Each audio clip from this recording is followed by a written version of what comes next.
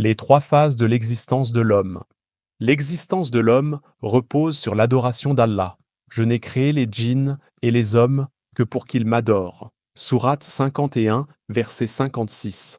Lorsque l'on étudie l'existence de l'homme, nous remarquons que sa vie est divisée en trois périodes. La première phase débute avec la naissance de l'être humain. En effet, à sa naissance, l'homme est complètement dépendant des autres. Il ne peut rien faire par lui-même. Durant cette période, Allah place son organisme dans des conditions où tout ce qui lui est nécessaire ne peut lui parvenir que par l'intermédiaire des autres. Prenons l'exemple d'un nouveau-né. À sa naissance, le nourrisson est accueilli dans ce monde par des mains bienveillantes, nourri au sein maternel et pris en charge par ceux qui l'entourent. Il grandit sous leur protection, d'abord incapable du moindre mouvement autonome, puis commence à ramper sous une surveillance attentive avant d'apprendre à marcher. Ce développement progressif marque la transition vers la seconde phase, où il acquiert la capacité d'agir par lui-même. La première phase est donc celle de l'impuissance totale. L'enfant ne peut rien accomplir de lui-même. Il est porté là où il doit aller, il est nourri sans pouvoir s'alimenter seul, et il est entièrement sous la responsabilité de ceux qui l'entourent.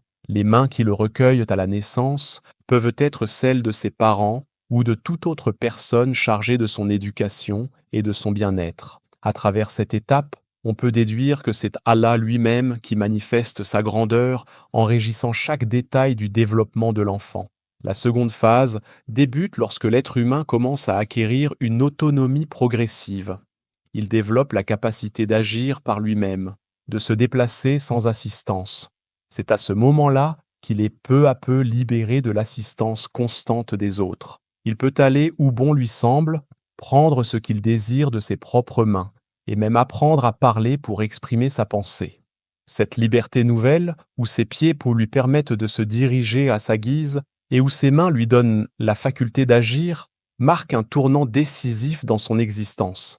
C'est précisément à ce stade que le Coran intervient pour lui exposer ses conditions.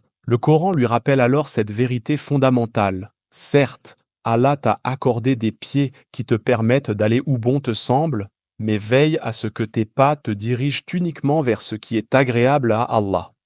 Il t'a doté de mains te donnant la capacité de saisir ce que tu désires, mais assure-toi qu'elles ne prennent que ce qui est licite. De même, il t'a offert une langue pour t'exprimer librement, mais veille à ce que tes paroles ne soient prononcées qu'en accord avec ce qui lui est plaisant.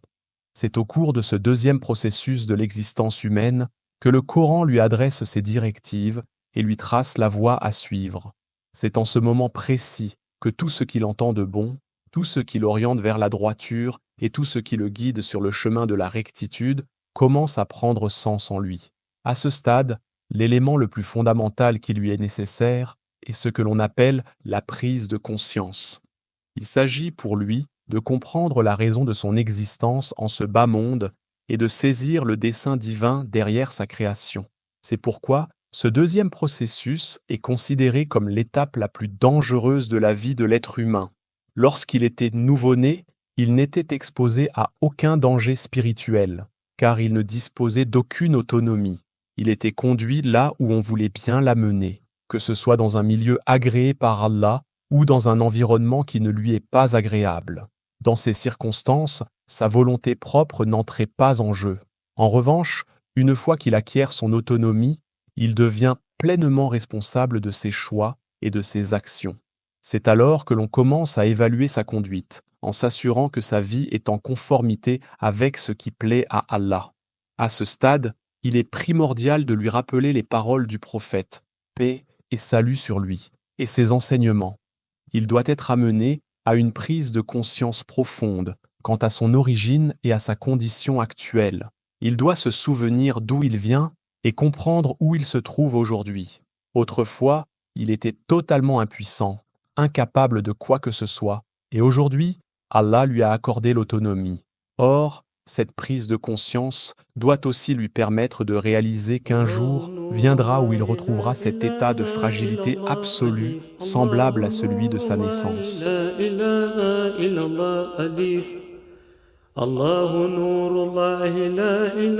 Comment l'être humain devient-il sujet au jugement divin? Cela survient au cours de la deuxième phase de son existence, c'est-à-dire lorsqu'il acquiert son autonomie, lorsqu'il commence à parler, à marcher et à discerner le bien du mal. C'est à partir de ce moment précis que l'individu devient responsable de ses actes et que ses choix sont scrutés. Dès lors, chaque action qu'il accomplit n'engage plus la responsabilité de ses parents ou de ceux qui l'ont éduqué, mais bien la sienne propre. Il est désormais majeur aux yeux de la loi divine, car il a reçu les enseignements du Coran, les préceptes du prophète Muhammad, ainsi que les directives qui lui permettent de suivre la voie de la droiture. C'est ainsi que débute l'inscription de ses actes dans son registre, conformément aux enseignements prophétiques. Ainsi, lors de la troisième phase, c'est-à-dire la dernière, au terme du troisième processus, l'homme retournera à l'état où il se trouvait lorsqu'il était encore enfant. Celui qui ne réfléchit pas en profondeur risque d'être perplexe face à cette réalité, car dans son esprit, l'évolution de la vie suit une ligne ascendante. De l'enfance à l'âge adulte, il ne saurait être question d'un retour à l'état infantile. Or, la leçon à tirer est bien plus subtile. Lorsque tu étais enfant, tu dépendais entièrement des autres pour accomplir le moindre geste. Des mains te nourrissaient, te portaient et prenaient soin de toi. Ensuite, tu es entré dans la deuxième phase, celle où tu es devenu autonome, maître de tes mouvements et de tes actes. À ce stade, tu faisais tout par toi-même, conscient du monde qui t'entoure et capable d'agir selon ta volonté. Puis viendra un jour où tu atteindras la troisième phase, celle de la fin, où intervient la mort de l'homme. Ce jour-là, tu seras couché, immobile, inerte, car c'est l'âme qui anime le corps, et lorsqu'elle s'en ira, ce ne sera plus qu'une dépouille inerte, vidée de sa substance essentielle. Ce qui a véritablement de la valeur, c'est l'âme, et non le corps laissé derrière. Dès cet instant, tout redeviendra semblable à ton état de naissance. Ce seront des mains qui te déplaceront, comme autrefois. Ce seront des mains qui te porteront jusqu'à la morgue, qui procéderont à ton lavage mortuaire, car tu ne pourras plus le faire par toi-même. Ce seront ces mêmes mains qui t'emmèneront jusqu'à ta dernière demeure, creuseront ta tombe, t'y déposeront et refermeront la terre sur toi.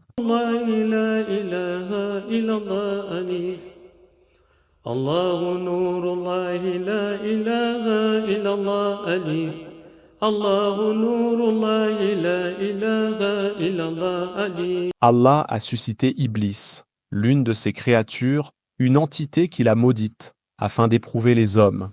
Iblis, maudit par Dieu, a été placé dans le dessein divin pour éprouver les êtres humains et les djinns, dont la vocation première est l'adoration d'Allah. Ils sont soumis à l'épreuve qu'incarne Iblis, et cette épreuve est destinée à mesurer leur foi en Dieu.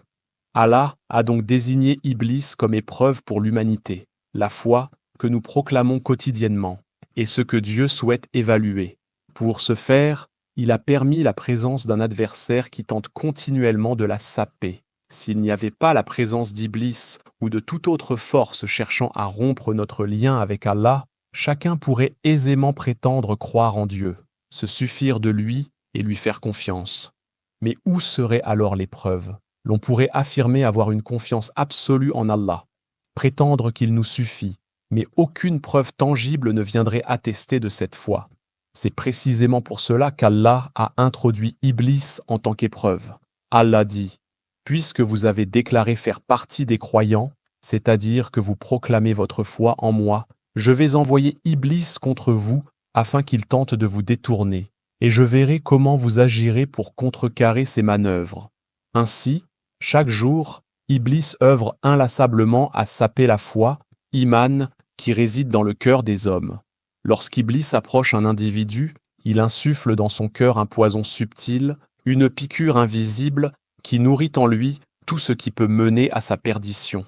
C'est ainsi que l'on voit une personne humble devenir soudainement arrogante, un individu sage se transformer en autoritaire, ou encore un être respectueux sombrer dans l'impolitesse. Dans tous ces cas, c'est l'œuvre insidieuse d'Iblis, car il agit directement sur le cœur. Il altère tout ce qui est en accord avec les enseignements du prophète et du Coran pour en faire un instrument à son service. L'attitude, unanimement reconnue par toutes les créatures, qu'elle relève du monde Ghaib ou du Shahada, à l'égard d'Iblis est l'orgueil. Car c'est bien cet orgueil démesuré qui fut la cause de sa malédiction divine. En adoptant une posture d'arrogance et de rébellion face à Allah, en refusant de se prosterner devant Adam sous prétexte qu'il lui était supérieur, il s'est vu destitué et condamné à l'égarement éternel. Cheikh Ahmad Tidiane. Chérif affirme qu'Iblis commence toujours par infiltrer le cœur de l'homme. De là, le cœur envoie de mauvaises pensées à l'esprit, qui, à son tour, influence les membres du corps, les incitant à se mouvoir selon sa volonté. Les pieds se dirigent là où ils souhaitent, les mains s'emparent d'aquapart de ce qu'ils désirent, et la langue profère ce qu'il inspire. C'est ainsi qu'Iblis précipite l'être humain vers sa propre perte. Maoulaya Cheikh souligne cependant qu'un individu peut encore être sauvé si Iblis n'a pas réussi à atteindre son âme, car l'âme pousse toujours l'homme à adorer Allah, à rechercher sa lumière et à se rapprocher de lui. Tant que l'âme demeure préservée, même si Iblis altère les attitudes et les comportements d'une personne, celle-ci continuera d'aimer Allah et son prophète. Or, celui qui aime sincèrement Allah écoutera le Coran, car il est la parole divine, et celui qui aime véritablement le prophète suivra ses enseignements. Ces pratiques le guideront vers la droiture et purifieront son cœur. Un cœur saint influencera alors l'esprit, lui insufflant des pensées vertueuses, et cet équilibre se répercutera sur l'ensemble du corps, ramenant l'individu vers l'adoration d'Allah et la rectitude. Cependant, si Iblis parvient à s'emparer de l'âme, il l'enveloppe d'obscurité, et cette obscurité gangrène le cœur jusqu'à le rendre spirituellement malade. Cette affliction se propage ensuite à l'ensemble du corps, mais il ne s'agit pas d'une maladie physique qui immobilise, mais plutôt d'un voile qui plonge l'être dans les ténèbres. La lumière lui est arrachée, et dès lors, il ne distingue plus la vérité. Son amour et son respect pour le prophète s'effacent progressivement, et il en vient à nier sa mission et son message. Dans cet état de perdition, Iblis manipule son esprit en lui chuchotant qu'il a encore toute la vie devant lui, que les paroles des prêcheurs sont erronées, et que, de toute façon, Allah est miséricordieux et lui pardonnera tout. Ainsi, il l'endort dans une illusion trompeuse, jusqu'à ce qu'il s'éloigne irrémédiablement de la vérité. Lorsqu'une personne est dans cette voie, si elle ne retrouve pas la lumière du prophète en son âme, sa destruction devient inéluctable. Toutefois, tant que l'âme demeure intacte, l'être humain conserve une chance de se repentir et de retourner vers la voie de la droiture. Mais si Iblis parvient à anéantir l'âme, il se retire, sachant qu'il a accompli son dessein, car il est conscient que, bien qu'ayant corrompu le cœur, l'esprit et les membres du corps, un individu peut encore, par la grâce d'Allah, retrouver la lumière et s'engager de nouveau sur le droit chemin. En revanche, si l'âme est irrémédiablement pervertie, il considère son œuvre achevée. Il proclame alors sa victoire, car ce qui permettait à l'homme de se repentir, de rechercher la proximité divine et d'adhérer aux enseignements du prophète a été irrémédiablement détruit. Il s'exclame alors « Il est désormais mien ». Ainsi, Iblis ne fait qu'exécuter ce qu'il avait promis à Allah lorsqu'il refusa de se prosterner devant Adam. Il avait juré de détourner quiconque s'engagerait dans le droit chemin. Mais Allah lui répondit « Tu n'auras aucune emprise sur ceux que j'ai protégés ».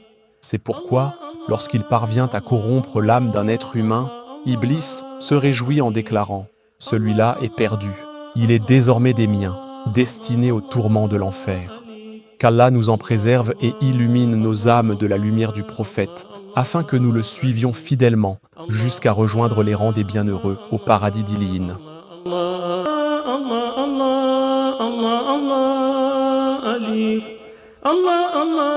Allah, Allah, Allah, Allah.